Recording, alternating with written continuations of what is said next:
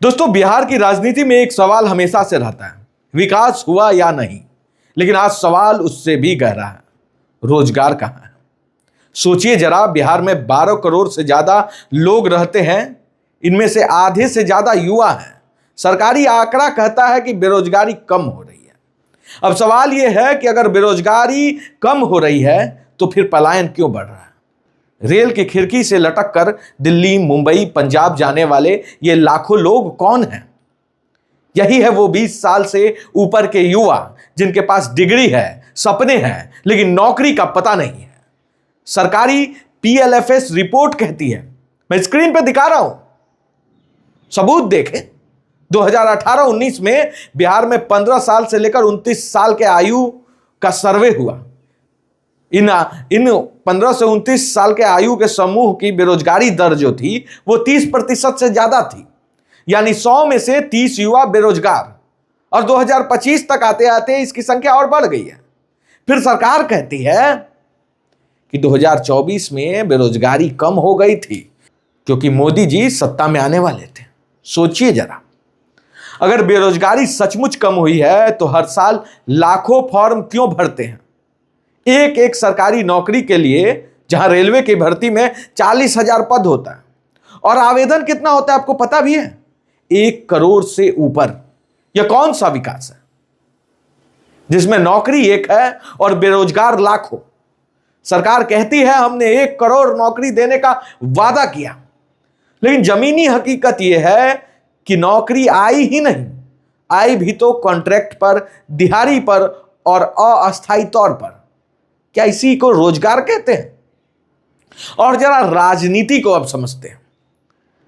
विधानसभा चुनाव आते ही सत्ता पक्ष कहता है बिहार में IT पार्क बनेगा, रोजगार बढ़ेगी। लोकसभा चुनाव आते ही फिर वही वादे बदल जाते हैं और इस बार सरकार कहती है कि युवाओं को नौकरी देंगे। बीच के 5 साल वही बेरोजगारी, वही पलायन, वही धोखा। सोचिए जरा, अगर सरकार के दावे सच हैं तो CMIE और PLFS के जो डेटा मैं आपको दिखा रहा हूं, ये आंकड़े क्यों चिक चिक कर कहते हैं कि बिहार में सबसे ज्यादा बेरोजगार युवा हैं? क्यों? असल बात यह है कि बेरोजगारी अब सिर्फ आर्थिक संकट नहीं है, यह राजनीतिक हथियार है। चुनाव से पहले वादे की गोली दागी जाती है, युवा तालियां बजाता है। फिर चुनाव के बाद वही युवा नौकरी की लाइन में लग जाता है। और यही है बिहार की त्रासदी। यहां का युवा नौकरी नहीं बल्कि जुमला कमाता है। अब सवाल आपसे है, क्या आप भी वही जुमला कमाते रहेंगे या आप सरकार से पूछेंगे कि 21 तोपों की सलामी से पेट भरता है या रोजगार से? सोचिए जरा। आपको लगता है कि इन लोगों के पास जोश, जज्बा, जुनून नहीं है? ये युवा दर दर की ठोकरें खाते हैं, लाठी खाते हैं, अपने हक के लिए हर वो काम करते हैं जो एक इंसान कर सकता है। लेकिन उसके बाद भी बिहार में युवा हिम्मत नहीं हारता। उम्र के आखिरी पड़ाव तक वो सरकारी नौकरी के लिए फॉर्म भरता है और मेहनत करता है।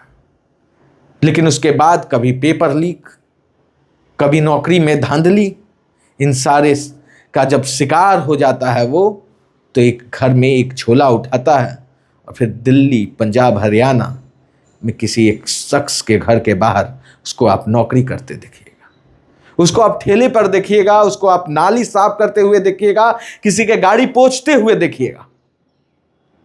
और उसमें उस युवा का कोई दोष नहीं होता है, ना उसके पास काबिलियत की कमी थी, बस कमी थी एक बात की कि जो ये भ्रष्ट नेता हैं, ये जो सरकारें हैं, उसके सपने को कुचलने का काम किया। शायद अगर ईमानदारी से सरकार, बिहार सरकार और केंद्र सरकार बिहार के युवाओं के बारे में सोची हो रहती, तो शायद ऐसे लाखों युवा जो आज दिल्ली, पंजाब, हरियाणा में उन लोगों के पास काम कर रहे हैं जो काबिल नहीं है उनको खटाने के लिए, लेकिन वो मजबूरी में खट रहे हैं। अगर उन युवा के भविष्य के साथ खिलवाड़ हुआ है तो उसका दोष सिर्फ और सिर्फ राजनीतिक महत्वाकांक्षाएं हैं। इन नेताओं के राजनीतिक महत्वाकांक्षाओं की कमी है। कमेंट बॉक्स में आप बताइए जो लोग काबिल हैं और जो सरकार की राजनीतिक महत्वाकांक्षाओं के शिकार हुए हैं, आप अपनी राय कमेंट बॉक्स में देखें। मैं देखना चाहता हूं कि बिहार में कितने युवा जो है राजनीतिक महत्वाकांक्षाओं के शिकार हुए। जय हिंद।